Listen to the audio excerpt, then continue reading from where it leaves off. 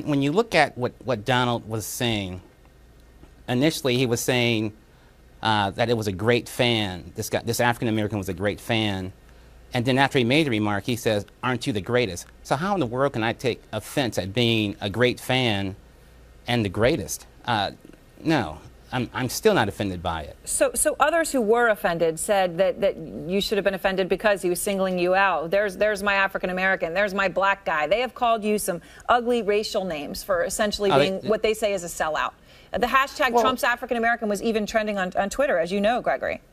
It is astounding what's happening on Twitter. I mean, what it does show is that there needs to take place in this country healing regarding races. You know, blacks and whites, we have a history of, you know, dissent. And so we have to come together. We have to make the effort to come.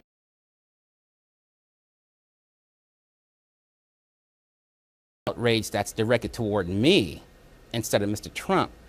It's inconsistent in that, on the one hand, they want to call me a sellout and Uncle Tom and whatever else. That's fine. But the problem is, how can they look in the mirror and call themselves the N-words and all these other things when they're listening to rap music and so forth and so on? So the real issue is that, how in the world can we expect others to accept and appreciate us when we don't accept and appreciate ourselves? After all that, though, Gregory, tomorrow in California, you're going to vote. Are you going to vote for Donald Trump?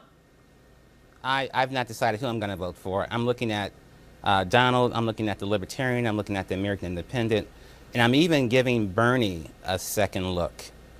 So I'm very critical about who I'm going to vote for. I'm not going to vote for Hillary because if anyone's a racist, she is given the support to her husband with respect to mass incarceration, reduction in welfare, and that money going toward building prisons. So she is definitely out of it.